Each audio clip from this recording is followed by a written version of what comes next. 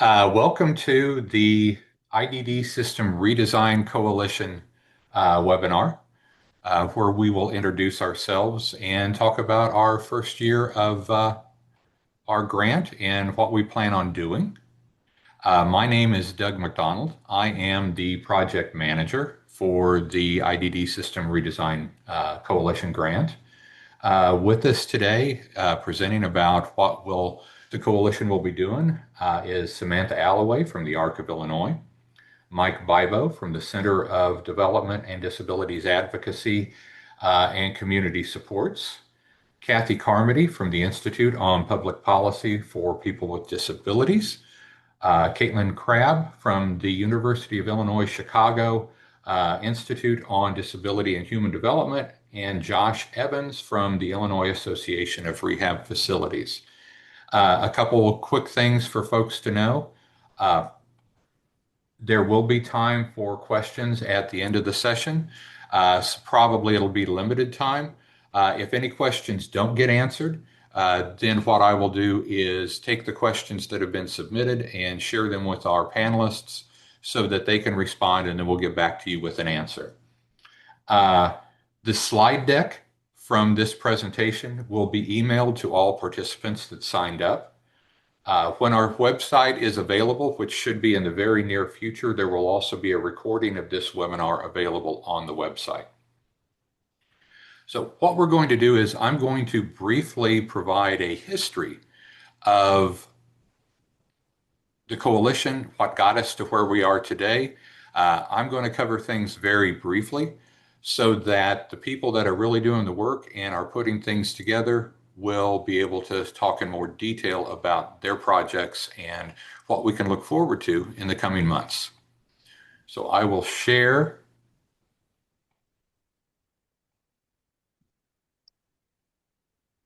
the PowerPoint. And we'll start out with, how did we get to where we are today? And we started way back in 2023. At IARF work group was put together to look at what might be possible in order to achieve system change.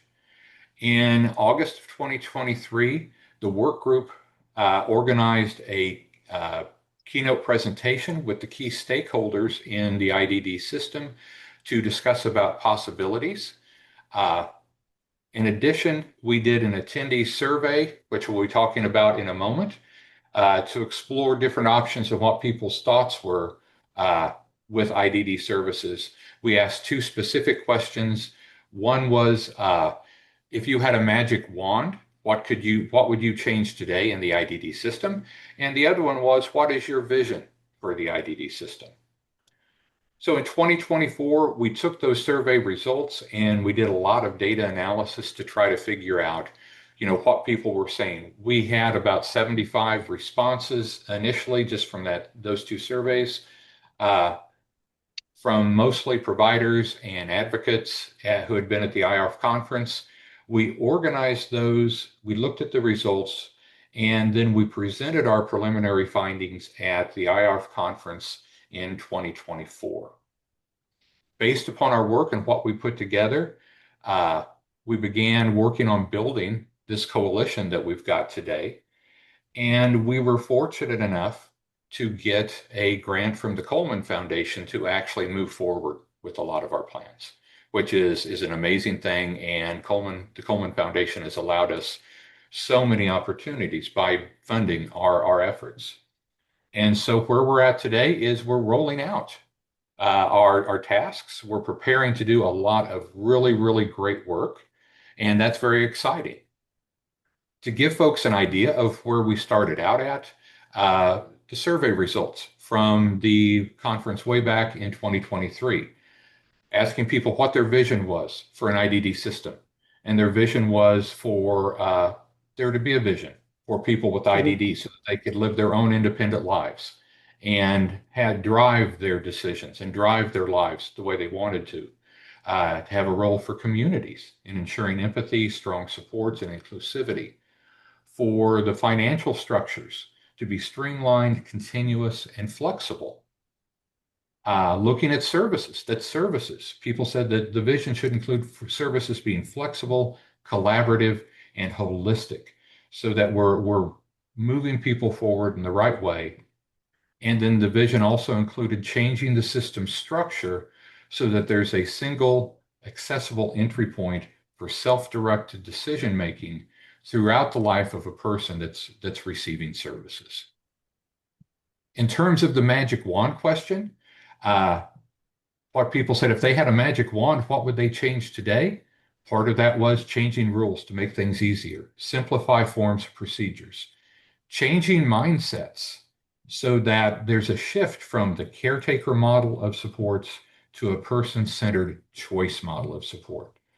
Having dynamic changes in services, making sure that service delivery grows with the person so that as their needs and their desires change, services change with that so that they are receiving the services that they need and deserve. People said if they had a magic wand, they would enhance the capacity for housing, employment, behavioral health services, and making sure that the financial supports meet those expanded or enhanced capacity needs. And then finally, develop a thriving workforce, improving pay and training for DSPs, evolving DSPs in decision making, and hopefully even making sure that DSPs have an opportunity to serve as case managers. Now, we realized that this was just the beginning and that we had a very small group for the survey. But based upon this and wanting to move forward, we put together the main themes for what our vision for an IDD person-centered system would be. Would be accessible and navigable, flexible and sustainable, offering up an enhanced quality of life, and offering up continuous improvement throughout a person's lifespan. So as this pulled together, we built a coalition, and that coalition includes the Arc of Illinois with Samantha Alloway at the lead, the Center for Developmental Disabilities Advocacy and Community Supports, which is driven by Mike Bibo, the Institute on Public Policy for People with Disabilities, which is led by Kathy Carmody, the University of Illinois Chicago Institute on Human Development, uh, which is being driven by Caitlin Crabb, and then the Illinois Association of Rehabilitation Facilities, which is led by Josh Evans.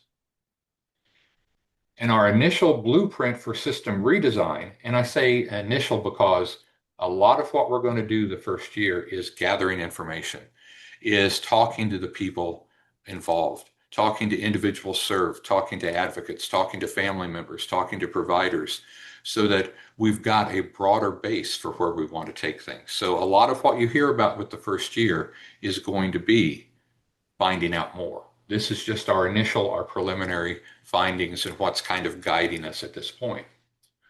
And this includes person and family voice and policy and practice, an integrated data infrastructure, regulatory alignment and oversight to make sure that regulations match person-centered approaches, informed choice and navigation, service capacity and expansion, and crisis and clinical capacity.